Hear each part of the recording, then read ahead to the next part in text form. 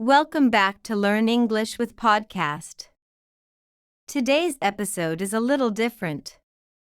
We're not just learning English, we're also learning something powerful about life. Our topic is the habits that secretly shape your life.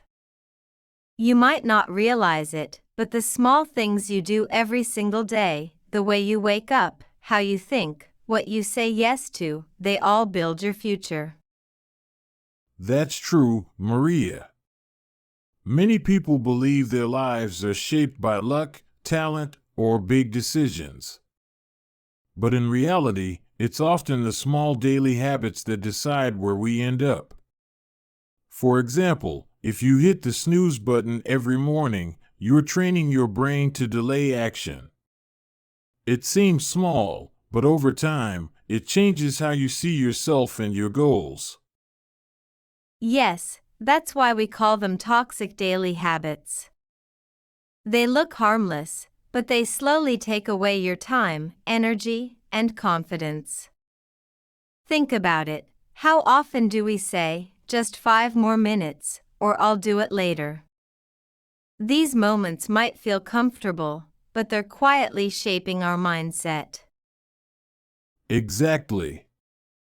And in today's episode, we'll explore 5 of these habits that might be holding you back, habits that destroy motivation, focus, and even happiness. But don't worry, we'll also show you how to replace them with better ones. So, not only will you improve your English, but you'll also learn how to improve your daily life.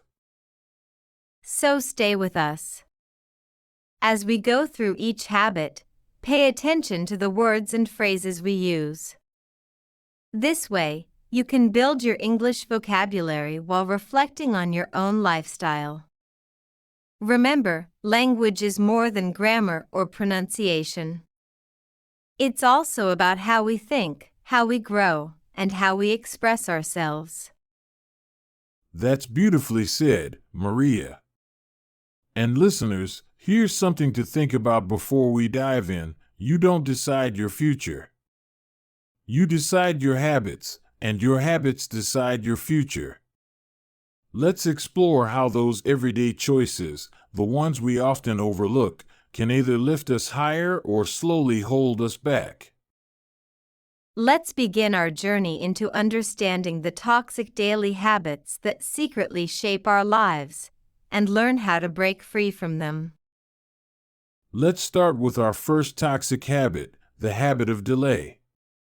This is one of the most common habits that silently weakens your confidence. Have you ever told yourself, I'll do it later, and then never did it? It sounds harmless, but every time you delay something important, you break a small promise to yourself. Over time, those small broken promises create a big problem. You stop trusting your own words. That's true, Luca. Many people think delay only means procrastination, waiting until tomorrow. But it's more than that. It's also about hesitation, avoidance, or comfort seeking. For example, when the alarm rings and you hit the snooze button, you're not just delaying your morning, you're teaching your brain that it's okay to ignore your goals. It's a simple action, but it sets the tone for the whole day. Exactly, Maria. Let's break down the phrase breaking promises to yourself. In English, when we say you break a promise, it means you fail to do something you said you would do. For instance, I promised myself I would study English for 20 minutes every day. But if you skip it again and again, you're telling your mind that your word doesn't matter. This affects your self-image. You begin to feel unmotivated, not because you're lazy, but because you no longer believe in your own consistency. That's such an important point. Many people think motivation comes first, but actually, trust comes first.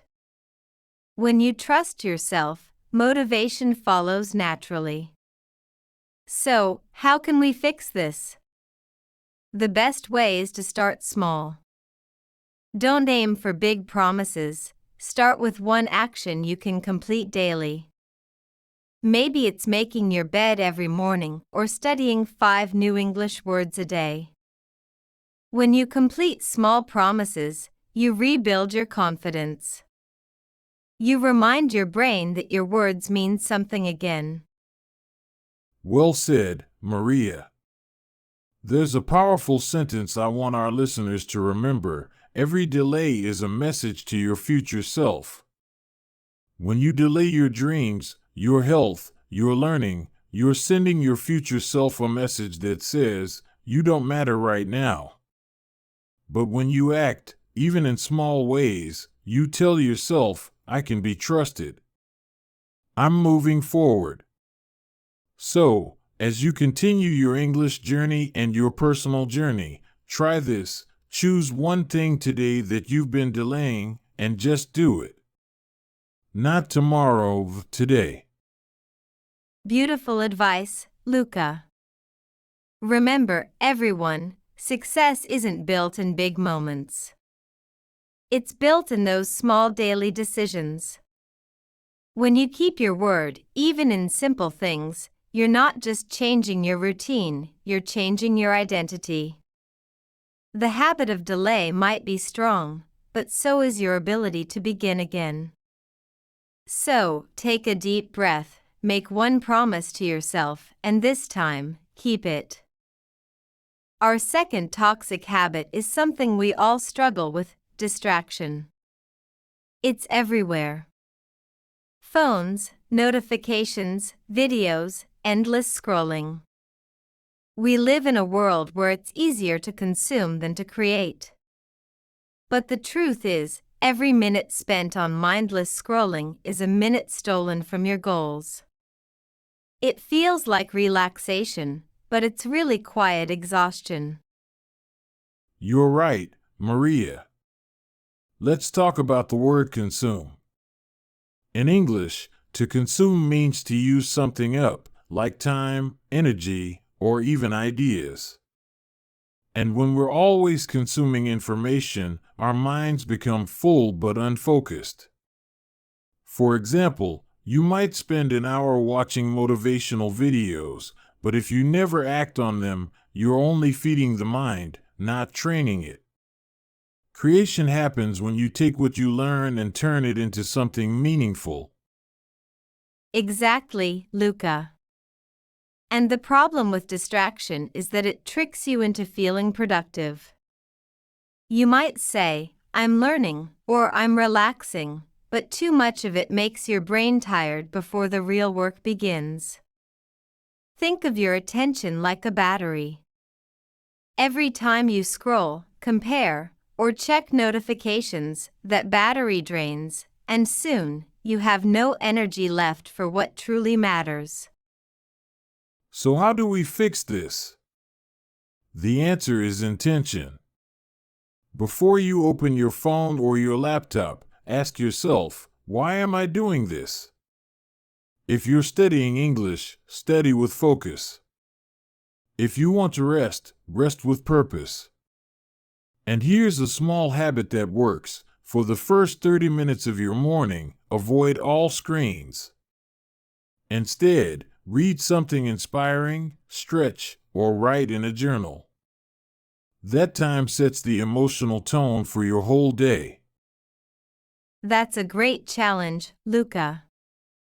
Let's remind our listeners, extraordinary people create, while average people consume. You don't have to write a book or make a video to be a creator. Creating simply means building something, an idea, a plan, a better version of yourself. Every time you choose focus over distraction, you take one step closer to the life you truly want. So, today, use your English and your attention to create something, even if it's just one positive thought. Now, let's move to our third toxic habit, the habit of comfort.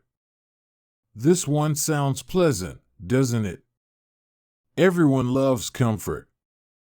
But the truth is, Too much comfort can quietly limit your growth. In English, the word comfort means a state of physical or emotional ease, where there's no struggle, no challenge, no effort. And while it feels safe, living in comfort for too long can make us forget how to grow. That's so true, Luca. People often believe that comfort equals happiness. But real happiness doesn't come from staying where things are easy, it comes from progress. When life becomes too comfortable, we stop taking risks, we stop learning, and we stop reaching for more. For example, maybe you keep speaking only your native language because English feels hard. That's comfort. But every time you push yourself to speak in English, even if you make mistakes, you grow. Exactly, Maria. There's a powerful expression in English: your comfort zone is your danger zone. It means that the things that feel safe can actually hold you back from becoming who you're meant to be. Think about it: all the skills, success, and confidence you want exist outside that zone. If you only do what feels easy, you'll always stay where you are. Growth begins the moment you step into discomfort. Yes, and discomfort doesn't have to be painful. It can be exciting. When you challenge yourself, whether it's speaking English with a stranger, starting a new project, or learning something new, you stretch your potential. The first time might feel awkward, but the second time feels easier, and the third time feels natural. That's how progress works. It's repetition through discomfort. I love that, Maria. Let's give our listeners a simple example. Imagine you're learning to run. The first few days, your legs hurt. You feel tired. But if you stay consistent, soon your body gets stronger. It's the same with mental or emotional growth. The more you practice pushing through small challenges, the more confidence you build. So instead of asking, "Is this easy?" try asking, "Is this helping me grow?" That small shift in thinking changes everything. Beautiful advice, Luca. So, here's our challenge for everyone listening. Do one uncomfortable thing every day.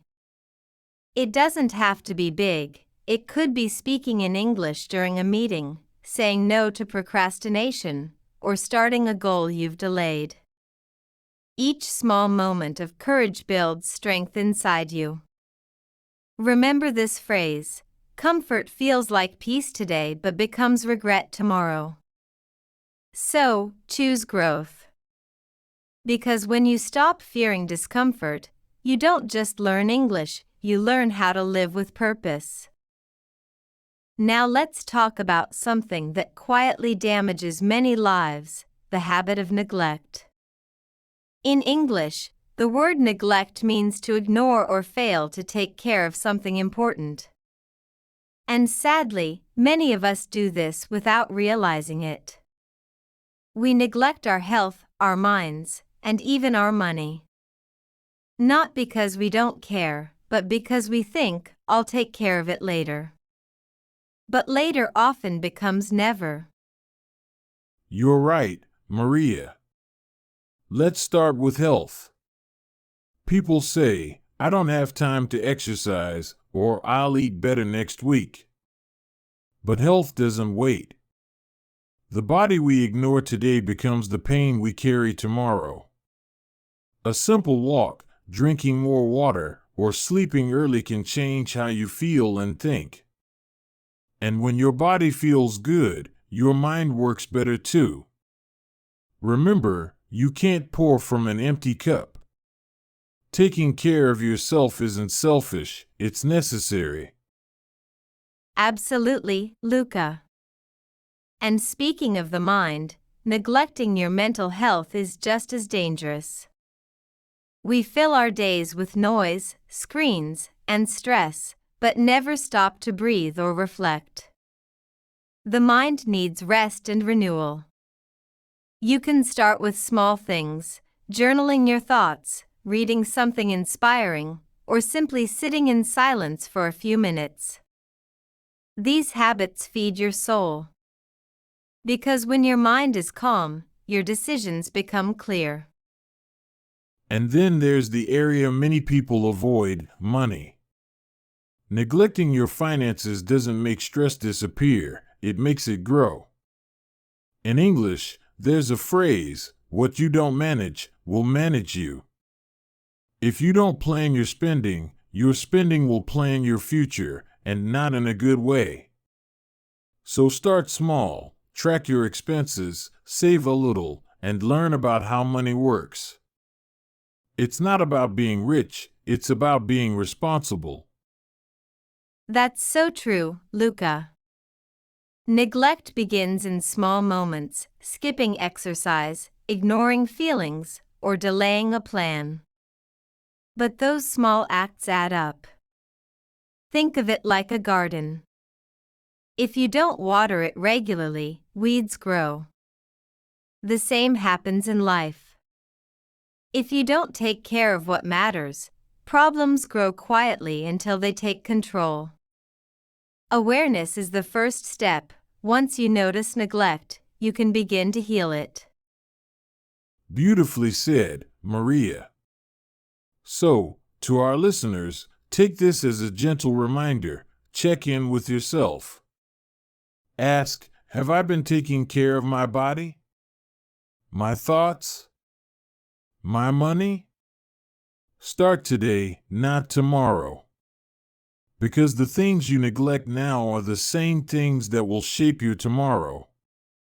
True growth isn't just about learning new things, it's about caring for what already exists. When you give attention to your health, your mind, and your future, you don't just survive, you thrive. Let's move to our final toxic habit, the habit of the wrong environment. In English, environment means the surroundings or conditions that affect how someone lives or grows. It's not just about where you are, but who you're around. The truth is, your environment can either push you forward or pull you back. Sometimes, the biggest reason people don't grow isn't lack of talent, it's the company they keep. That's such a powerful point, Luca. People often underestimate how much energy they absorb from others. If you spend your time with people who complain, doubt, or gossip, eventually you start doing the same. But if you surround yourself with people who dream, learn, and act, you naturally begin to rise. There's a simple English saying, you become like the 5 people you spend the most time with. So, choose wisely. Exactly. The wrong environment doesn't always mean toxic people, sometimes it means comfortable people. Friends who say, it's okay to skip your goals, or don't take things too seriously. They might mean well, but they keep you small.